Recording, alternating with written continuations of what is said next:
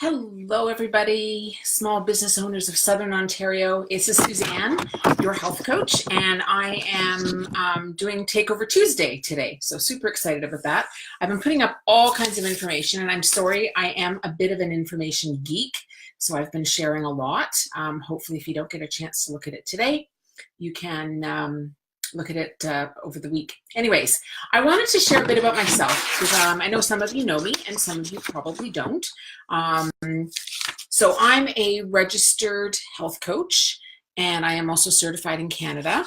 And I want to kind of give you an idea of how I got here.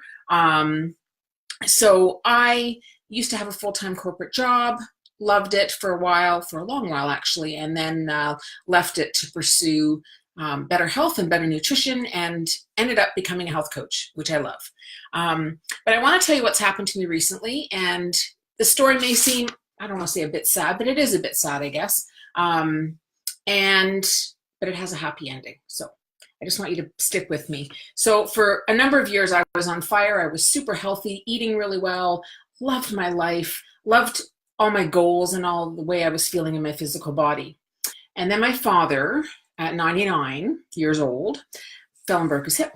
And I became the caregiver and I became the doer. I was the one who was there all the time. I was the go-to for the doctors, the nurses, the rehab center, even family. And what I noticed is that I was, tired and frustrated and scared. And I actually kind of noticed that my good eating habits started to fall away. They kind of gradually gave way to me eating for comfort. If I felt lonely, I might have chocolate. If I felt tired, for sure, I was going through the drive-through. If I was scared, basically, my answer was to soothe with food. But here's the kicker. Even as a health coach, I didn't connect the dots. I knew I was experiencing a lot of stress, and I knew I felt out of control with my eating habits. And I knew what I once loved and enjoyed in fitness and in healthy eating seemed to just go. It just disappeared. And I didn't connect the dots that I wasn't actually eating. I was actually eating to kind of squash all these deeper emotions that were coming out.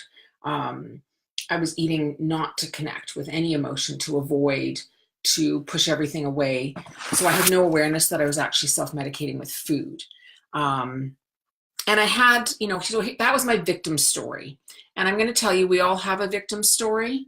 And it'd be different for every one of us, but that was my victim story. In my victim story, I had no willpower. My goals, the possibility of me reaching my health goals was gone, almost impossible. And things were hopeless, so why bother?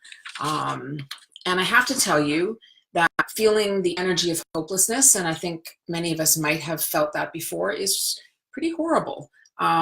It's like I felt stuck, like I was on this hamster wheel going around and round and round, and I couldn't get off, and I couldn't stop it, and it was going nowhere. So that was my all-time low. And I felt like it was my sticking point, this big roadblock that I couldn't get around no matter what I did. And what I ended up doing was I dug deep into what I'd studied. Funnily enough, I just kind of threw myself into it, and I also invested in my own personal coaching. So yes, I have a health coach. I think they're the most amazing things.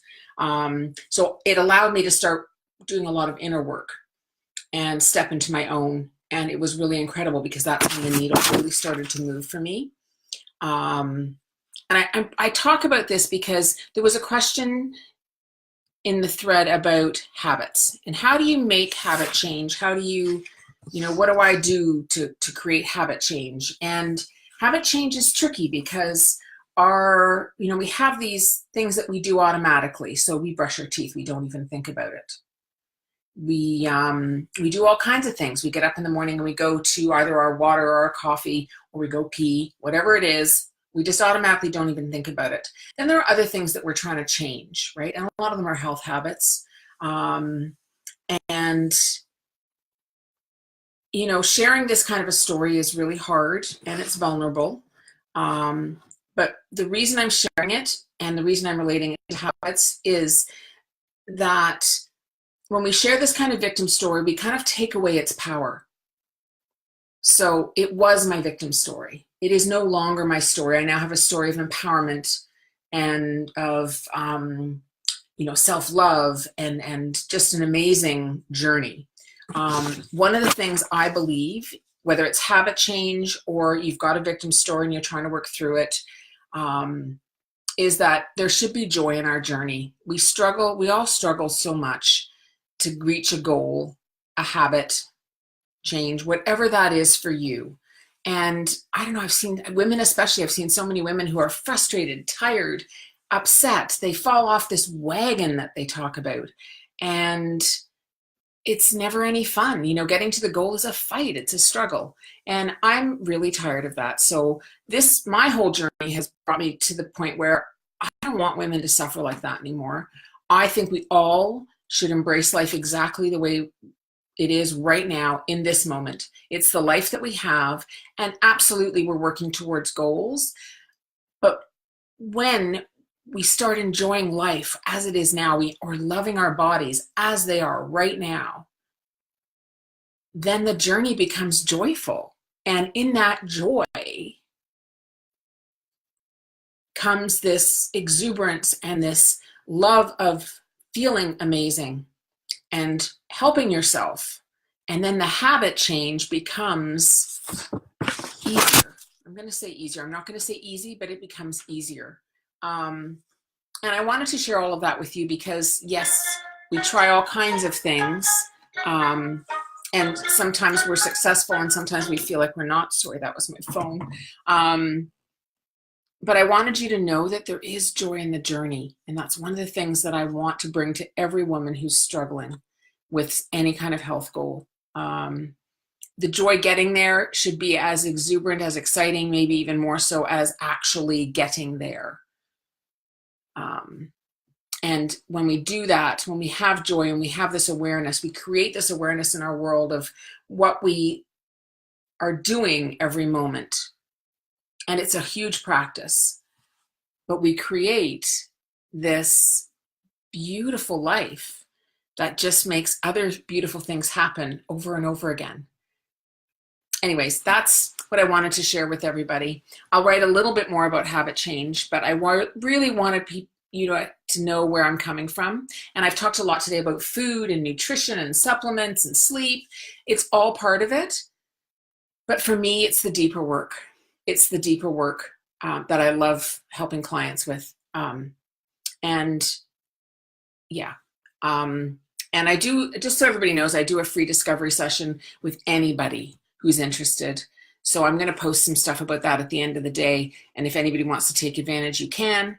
I am all about making sure that women have or can find or realize what they need, whether it's a health coach, whether it's a nutritionist, whether it's just something smaller and simpler that will work in their life right now. That's kind of what the Discovery Call is about, creating some clarity around that. So anyways, that's me. Please post any more questions that you want to. I'll get to them. If I don't get to them right away, by the end of the day, I absolutely will definitely answer them for you. And it's been really fun being here. I have to say thank you to Beth Woodward because this has been great fun. I would love to do this more often. And I hope some of you will also take advantage of what she's offering us because I think it's a great opportunity. Anyways, guys, this is your Suzanne, your health coach, signing off, and I'll talk to you later. Thanks. Bye.